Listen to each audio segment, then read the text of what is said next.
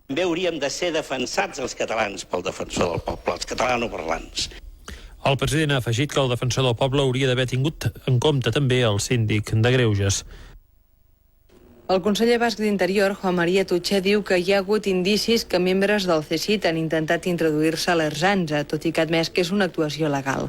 Ana Maria Ricard. En unes declaracions a Euskal Telebista, la televisió autonòmica basca, Tuché ha explicat que es van detectar aquests intents, tot i que no té constància que els serveis secrets espanyols hagin interferit directament en alguna operació de la policia basca. El conseller, però, no s'ha mostrat sorprès. Sí ha habido posiblemente indicios de pretensión de introducción de elementos del CSIC dentro de lo que es nuestra propia organización. No obstante, yo creo que además una organización de inteligencia